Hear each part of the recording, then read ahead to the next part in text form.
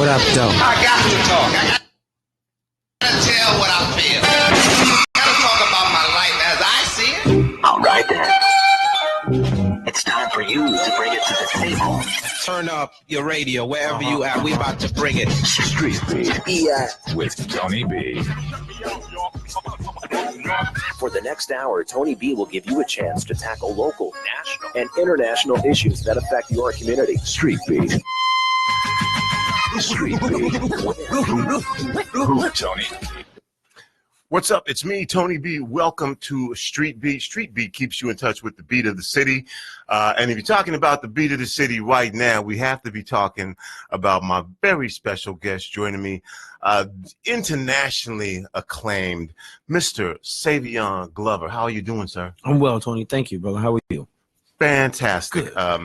Again, dancer, choreographer, revived tap among youth. I guess we'll just start with that, man. Well, no, you know what? First, let me welcome you to the city, to Seattle. Welcome. Thanks for being here. What do you think about our Emerald City?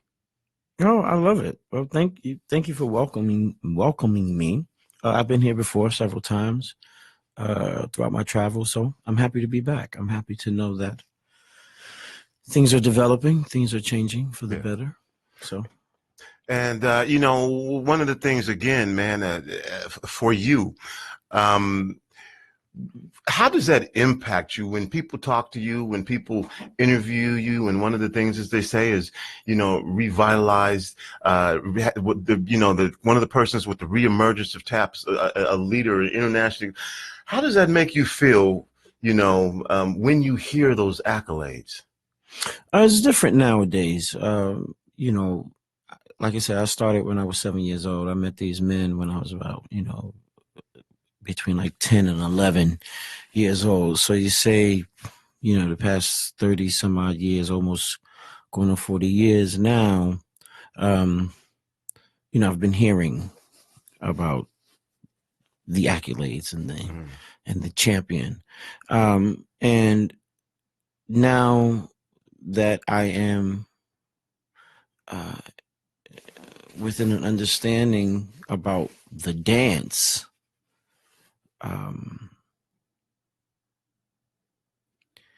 I claim the accolade or the accolades or therefore the responsibility.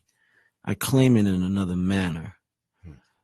So when I hear it now, you know, oh, you revitalized, or you did this to, and you're carrying on and stuff like that.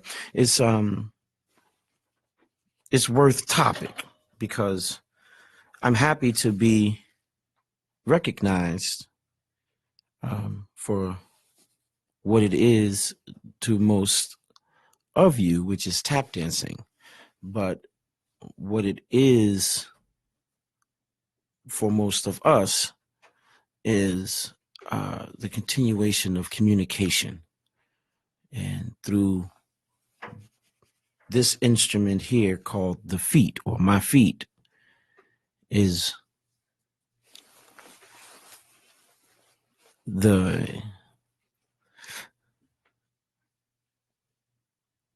I'm going to obnoxiously say, like, what I do with my feet is, I think, my approach to what you know as tap dancing. What I do is continue on a form of communication, and versus just tap dancing. So that being said, when I hear the accolades and stuff like that, I recognize where that comes from, but at the same time, I know the difference. If that makes any sense. Yeah, it definitely makes sense. When you got started, when you started out, did you see it early on as a form of communication? Was it a way that you, whatever it be, shared information, shared emotion, realized that it was a way for you to connect with others who were communicating in the same way? Or was it as simple as just being dance when you initially got started? Initially, it was tap dancing. Okay. Initially, it is what it was, which is tap dancing. You know, my mother signed me up for tap classes, myself and my two older brothers. And, you know, I did the Tap Dance Kid, which is my first show or Broadway show. Mm-hmm. And after that, you know, that was the only time that I was, I want to say, and not forced, but that was the only time in my experience with choreography or tap dancing that I was under anyone's guidance with choreography or with tap dancing. That was the only show that I can say that I was tap dancing in. All of and everything else that I've done was with or in connection with these guys who changed my life. Once I met them in Black and Blue and stuff like that, like tap dancing started to become different. So initially, yes, I was tap dancing, doing hop, shuffle, ball change and stuff like that. But over the years and over my relationships and over my understanding to now, I understand that it's what I do is far beyond just tap dancing. Well, I do want to talk to you about how you teach and you share that communication. Mm-hmm. That'll be my next. But with my first question prior to that, leading into that, is who are those folks that you were talking about, and what was that relationship built on? How did it establish? Were you welcomed into, I don't want to call it a fraternity, but an elite group of dancers that recognized right away and helped you develop this? How did that process come about? Well, in the beginning, all right, so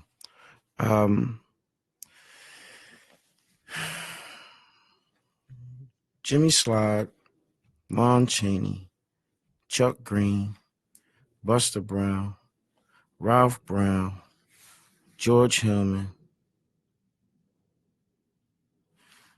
Gregory Hines, Sammy Davis Jr., so on after those six. Wow. Jimmy Slide, Lon Chaney, Buster Brown, George Hillman, Ralph Brown, Chuck Green. Gregory Hines, Sammy Davis, everybody else after that. Honey Coles, Cookie Cook. But these main cats, okay, Jimmy Slide, Buster Brown, Lon Chaney, Chuck Green. Me saying those names are like saying Jesus Christ, Dalai Lama, Malcolm X, and Sun Ra. So those are some of the names, and those are some of the maybe influential anecdotes that might follow their impact or inspiration to me. And is that where you began to understand again that beyond tap dancing, how was that introduced to you? Again, the use of your feet as an instrument to understand the language. And what is this language? Well, the language is, the language is responding. The language is who we are and what we are. The language is to be determined. The language is silence. The language is vibration. The language is tone. The language is words you can't use. The language is things that make you cry. And the language is what hasn't been invented yet and will never be invented. The language is within. The language is not on behalf of the interpreter or dictator. The language is what one hears. So that's what tap dancing is for me, as far as I'm concerned. When I make these sounds, I can allow you to imagine it's a deluge of, or I can make you imagine it's the sun rising. I can make you cry. I can make you laugh. I can make you hear pictures. I've some of us have cracked the code so they say. So, and it's an old method of communication. It's just, I understand it right now. I understand in my place in this experience, in this sky. I understand what I've been doing. I understand it. Or overstand or understand or whatever the latest standing is. I get it, and yeah, man, I wouldn't want to be doing anything else or have any other responsibility if it is what I believe it to be for me at this point. The names that you're mentioning, obviously iconic names. Again, was it for you as you began to be called into these circles and accepted into these circles?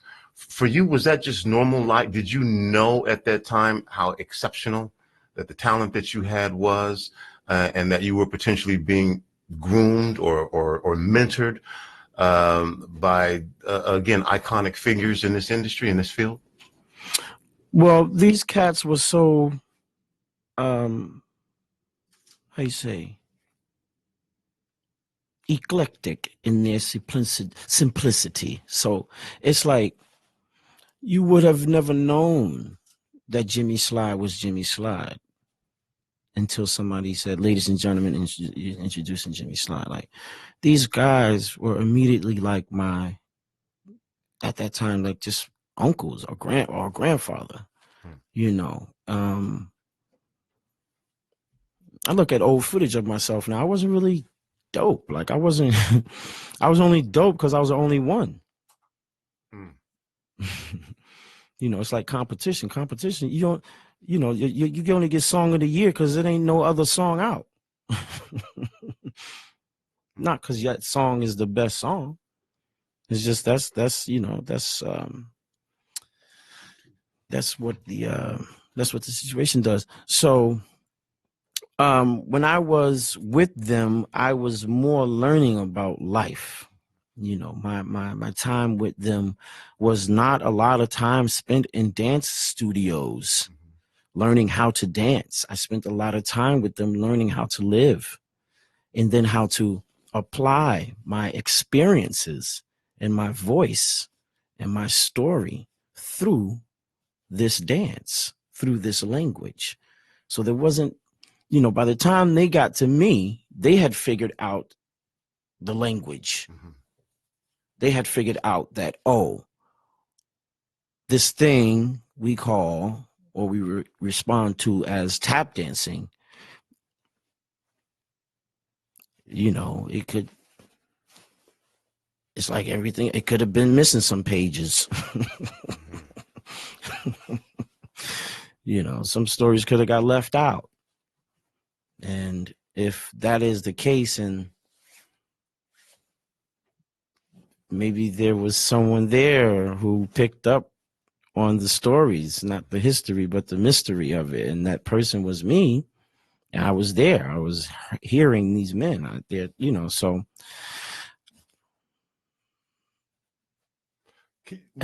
Would you, again, my guest is Savion Glover, again, internationally known American dancer, choreographer. Hearing your story about the folks who welcomed you into their community, you say, I wasn't that dope, but they must have seen something in you that inspired them to want to engage you and involve you beyond, as you say, just a tap, welcoming into their life, teaching you, mentoring you, and helping you grow. So I want to continue that journey.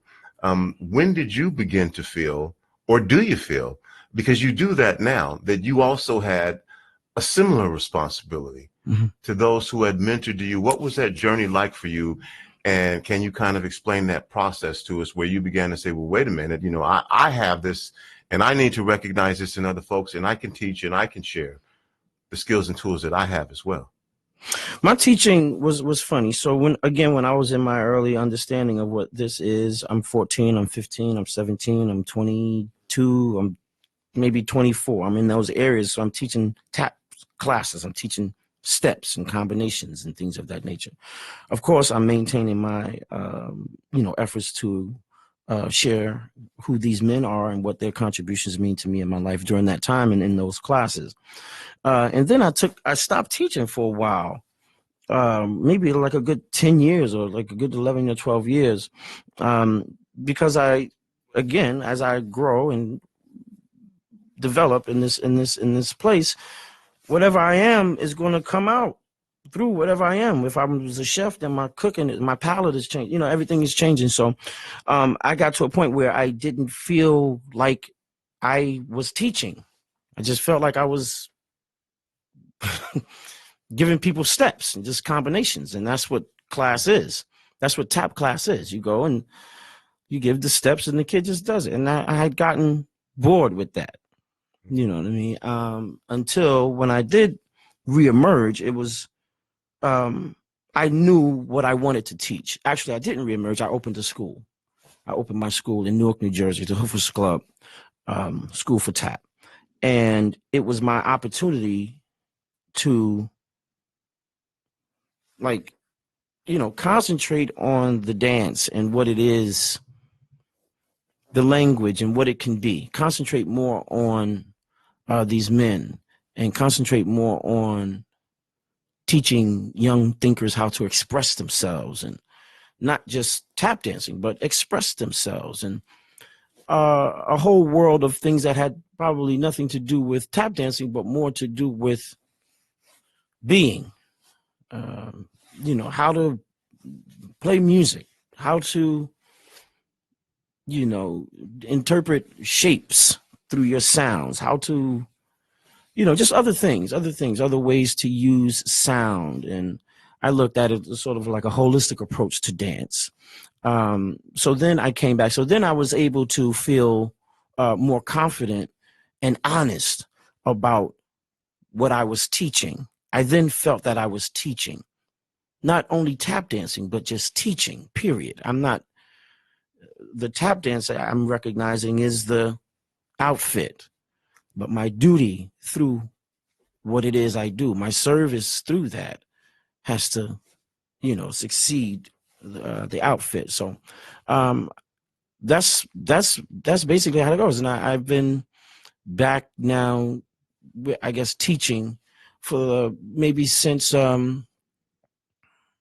past 7 years, past 7 years or so now. Again, my guest is Savion Glover. We're going to take a short break here for about 3 minutes and come back. And I know that you're enjoying this conversation as much as I am. We're going to talk more about tap. We're going to talk more, Mr. Glover. I'd like to just talk more about you personally, some things that, if we can, and share some more of you with our city. Yeah. And again, he will be here Monday all the way through Wednesday. Performing at Jazz Alley. Show start at 7:30. Again, you're going to want to check this out. 7:30 Jazz Alley tonight, and then again on Tuesday, and then again on Wednesday. Savion Glover right here in Seattle, performing live at Jazz Alley and here at your community radio station, Rainier Avenue Radio. You familiar with Rainier?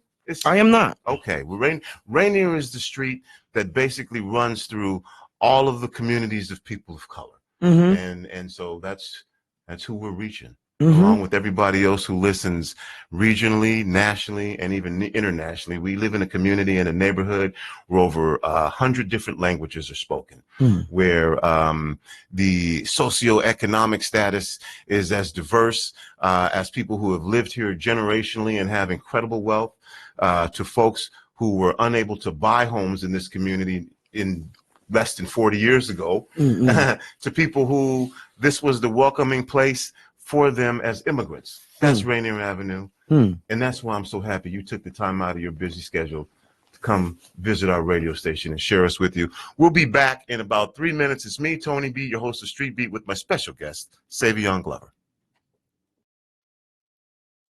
Oh, yes, it's ladies' night. This is Paul Pearson, host of Star Time. And when I'm not trying out new wigs and cocktail dresses, I'm listening to RainierAvenueRadio.World.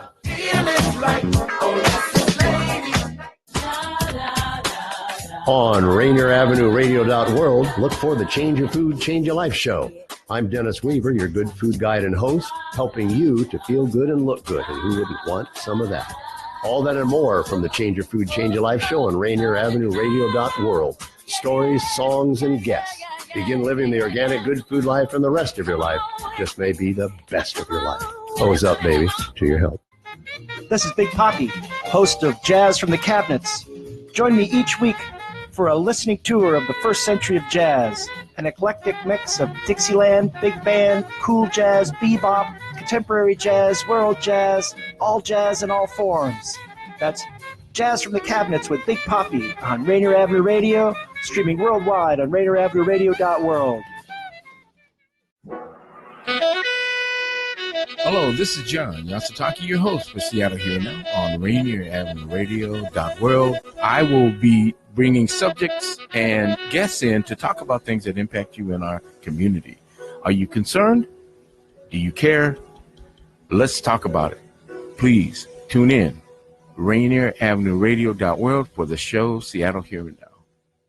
Hello, friendly neighborhood agitators and listeners. This is your most prodigious political talk show host, Cliff Cawthon. Tune in every other week to listen to Politics Off the Cuff on Rainier Avenue Radio. On Politics Off the Cuff, we bring you interviews, panels, commentary, and analysis, especially from people who are fighting for progress from the bottom up, from the grassroots, in your communities, in your neighborhood, on your block, in your city, from local to global. Join us every other week for Politics Off the Cuff here on Rainier Avenue Radio. Hello, this is Sage Prince. Are you considering making lifestyle changes, eating a healthier diet, but you're not quite sure where to start? Well, I can help. Just My Opinion, a music program centered in R&B and hip-hop, but delivered in an organic, free-range music mix, providing you a nutrient-rich listening environment that can improve your mood and overall sense of well-being. So start your healthy lifestyle with healthier listening. Check out Just My Opinion with Sage Prince here on RainierAvenueRadio.World. This is Karen Z with RainierAvenueRadio.World, and we want to hear from you. Our goal is to amplify and share the diverse voices of Southeast Seattle residents. Do you know of an engaged community member who should be featured in a community spotlight? Tell us about them. Do you know of an upcoming family-friendly, educational, or cultural event coming up? Tell us about it. If you have news to share, contact us by emailing RainierAvenueRadio.World@gmail.com. Once again, please email us at RainierAvenueRadio.World@gmail.com. Welcome back to Street Beat. It's me, your host, Tony B. Again, my guest joining me is Mr. Savion Glover, internationally known and heralded American dancer, choreographer. The style that they call it is called hitting. Is that what you call what you do when you are communicating, as you say, when you are creating? They say that you've created a pounding style of tap dancing that's called a hitting. How do you feel about that? It's interesting because I'm in a place right now in my life where I I can see how it can become, man. I can see how it becomes what they say it is, and then that's what it is. No, sir. No, Tony. All right. So what pounding? What did they say? Pounding I'll read it to you. It says, became elite. This is in the description. Became known for his unique pounding style of tap dancing called hitting. Okay. What does that mean? Well,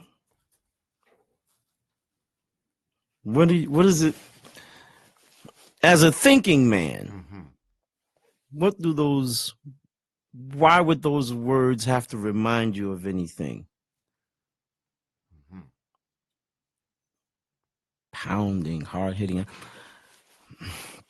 No, man. It's like, it ain't tap dancing. It ain't nothing. It's called expression. Yeah. It's called expressing yourself. these are terms, man. These are terms. I'm from Newark, New Jersey.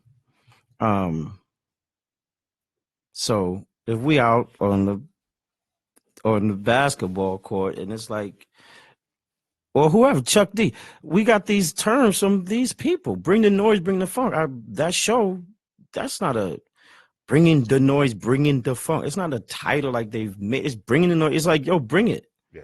That was a slang. That was a term. Yo, we got to bring the noise. We got to bring the whatever you were bringing at that time. Yo, bring your game. Bring your swag, bring your whatever. So nowadays it might be bring your drip, you know. So these things that whomever places on us, whether they be connotations or imaginations or things that allow you to be what it is they can identify with, that's what it becomes.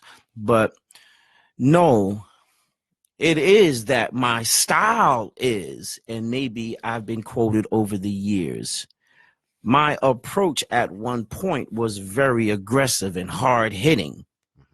And I'm loud. I was loud with my approach. So then that becomes Savion's style. Because in an interview one day, I probably said, yeah, no, my style is to hit it. And so the next thing you know, it's called, you know, the international version. So, you know, don't believe it. Yeah. Do you, and I can say this, there is a sense of pride that we all have in you for what you've been able to accomplish. When you started your dance company back in Newark, what was for you what I'm going to call a sense of community after you had, you know, been recognized at an early age as an incredible talent, had the opportunity to spend time with and be mentored by some of the most talented, you know, dancers in the world, travel the world, made a decision that you would teach and then stop teaching, and then decided that you wanted to go back to Newark when you could go anywhere. Yeah. and literally anywhere, and open a dance school, dance company. What does the sense of community mean to you that encouraged you to do that? Well, it's just where I'm from. It's just what I am. Like you said, I've traveled most of the world, if not all the world. I am what I am. I am not, I am, you know, according to some people, I am an international this and I'm known, blah, blah, blah, but I'm a human being, not a human being, but I'm a human trying to being. I'm a human being, a human trying to exist here under this ionosphere. I go where I go. My mind is my mind. My mother has a great deal of responsibility towards whoever or whatever I am.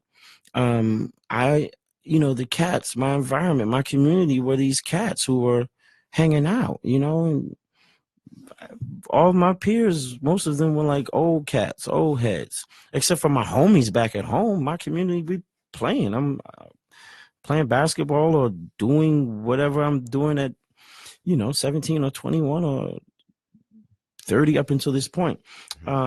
So, you know, my more immediate community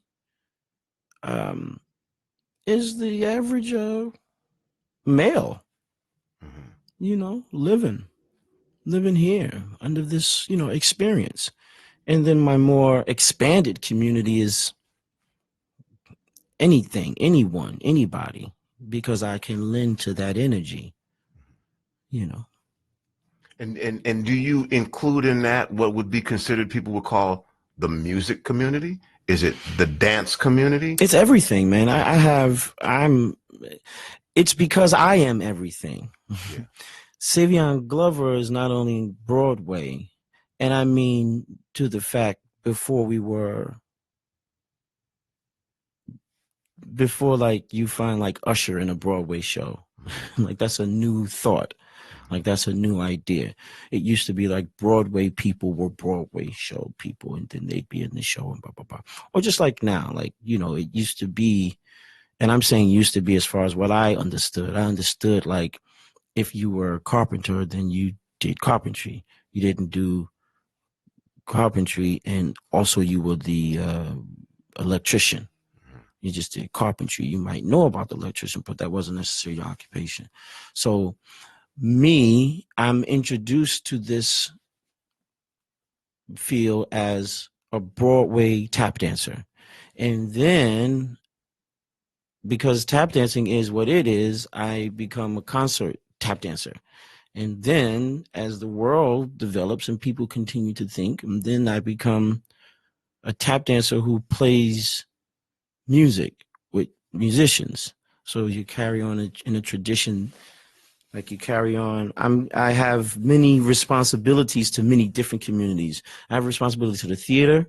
I have responsibility to the homies, like, you know, up in the club at the Zanzibar. I have a responsibility to dancers. I have a responsibility to visual artists. I have a responsibility. You dig what I'm saying? So I service many different avenues with this language. You know, I can be on Broadway one time, and then in the jazz clubs, you know, one time, and then in a symphony with a symphony one time. And without sacrificing, you know, any integrity of my art form. So I'm like diverse. I'm all over the place, man, with my service and community. You listen to the Street Beat. It's me, your host, Tony B. My guest is Mr. Savion Glover. I just heard you. I hear you saying this, how you describe what you do as service. If you want to elaborate on that, you can. I'm just pointing out because you keep calling it service. What we're here to do. I figure out, all right, if I am what I am, I believe in me, and I know what I know, and people have said what they've said, and I'm sitting here with you, then I must be what they say I am, right?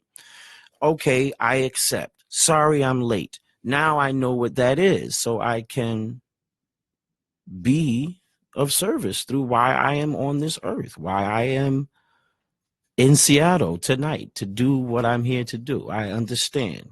That's my service, and that's all I want to do, man, is continue to serve and influence and contribute to people's thoughts, contribute to how we have the option. I'm a contributor to one's way of living. I'm like, you know, Jesus or BMX or Apple or Adidas or whoever we're I'm you know, so I'm in that area. You say, sorry, I'm late. Yeah. You know, as if there was a recognition you feel that you could have had about yourself at a sooner date, as though the journey that you're taking, you're looking back on now and going, I could have been, or I should have been something. Is that what you're saying when you say, sorry, I'm late? Well, it's just, you know, like most, I say it's like celebrities or people who are, you know, we are, you know, we're under investigation. We're under watch. Our lives, our livelihood becomes on display. We're born on display. We can't help it. And some of us try and fight that until it becomes aggressive and obnoxious, and then you slap some cameraman or something like that, you know. But then others can deal with it in a way where it's like, no, it's cool. I don't have to service the celebrity, you know. I can be in my celebrity, but I can still maintain what it is I want to do through my service. And as a young person, young-minded, or just a young person in the entertainment field, in the field that I'm in, you rarely have time to recognize that you don't have to do what one might think you should do, say, respond to, because you are who they think you are, versus understanding who I am. Mm-hmm. Period. Whether they, see me on TV or whatever. It's like I was at the last night, and the guy was like, he came up to me. I was like, "Yo, what's up?" I was like, "Okay, excuse my hand." I gave him, and then he went away. He's like, "Oh, blah blah blah." And he came in, he's like, "Can I hug you?" And I said, "No."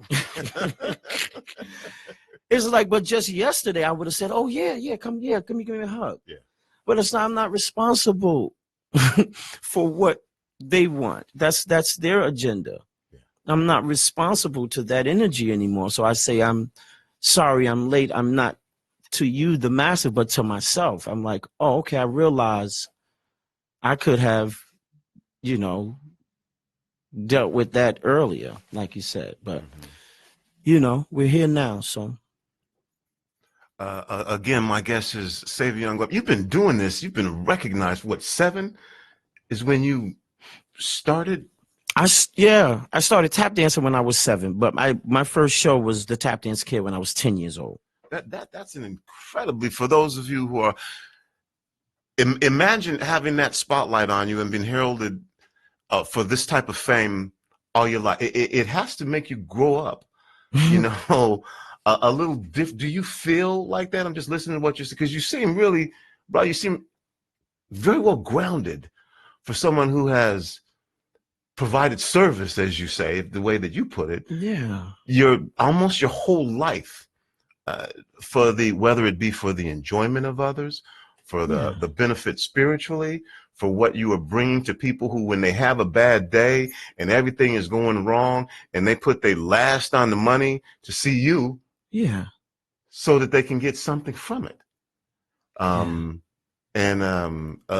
just sharing that with people when you say how long that you've been doing this. Having said that, how have the changes in the music industry impacted you and your instrument? We know that through technology, things are more accessible now. You can watch on YouTube, you can watch on Facebook. Everything you say is recorded, and any comment that you make is there forever. Yeah. And at the same time, the way that money has been made in this industry has changed as well. How has the changes in technology as it relates to the music industry impacted you and your art craft? Well, it hasn't a lot. And again, I say it hasn't a lot because, like we all should feel, I feel like I was born, I was born 73. So I'm born right after the 60s, right before the 80s.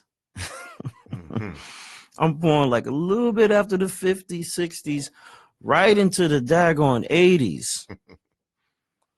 In this America.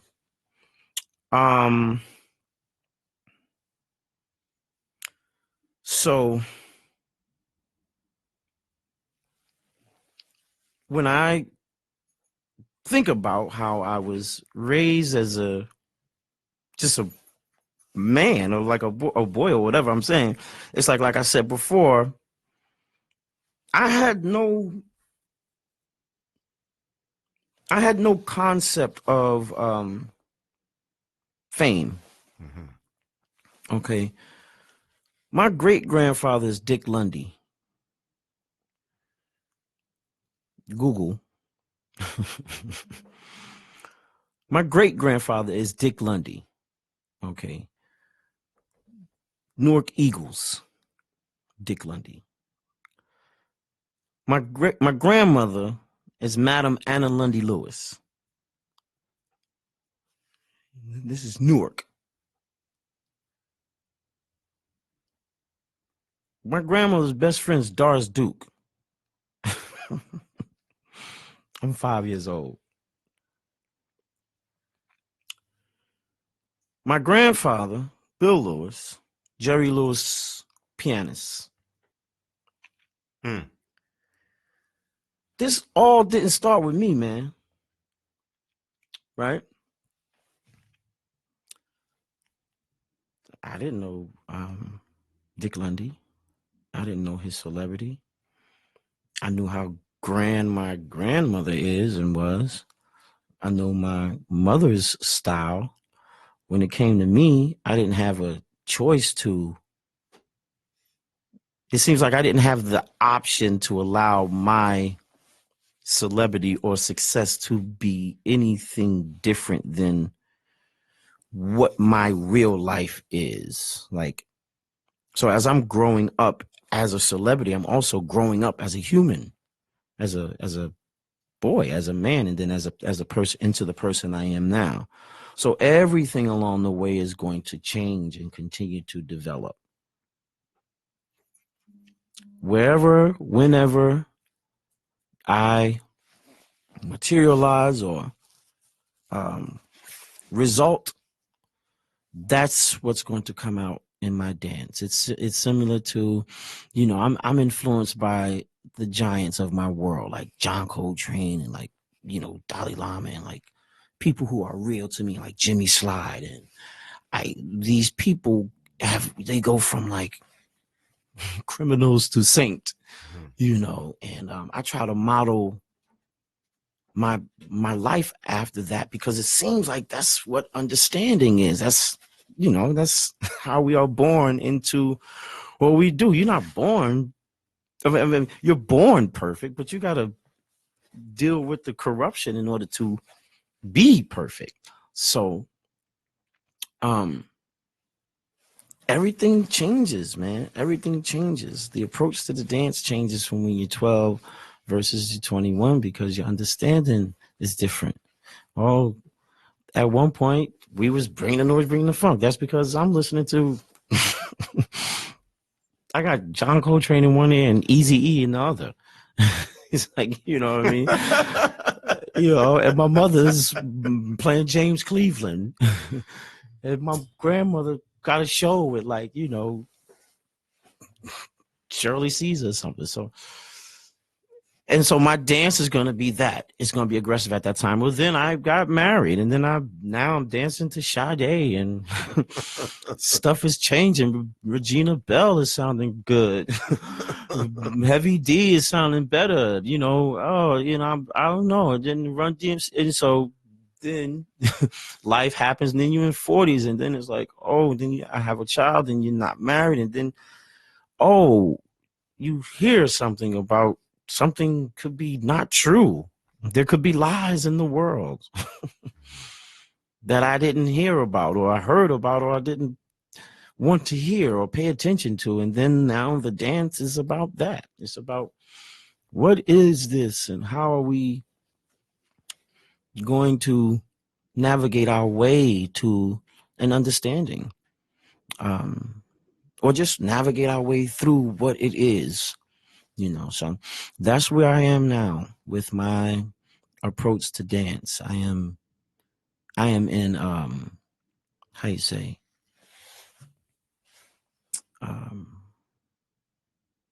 not in debt, but well, I'm in debt in other areas, but when you're in not homage but lament, if you will, I am in lament.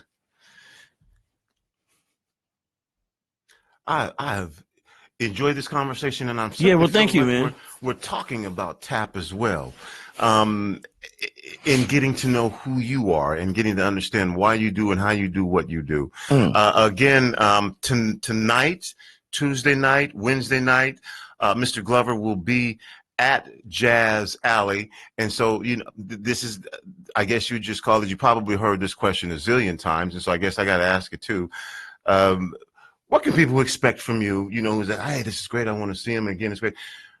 But then they do come see you for the art, for what you deliver. What is what can they expect tonight? Because for some folks, it's going to be, wait a minute, he's a tap dancer performing at Jazz Alley. Right. Yeah. Right. And at this point, I want to say, I think that people know me. Mm-hmm. Right.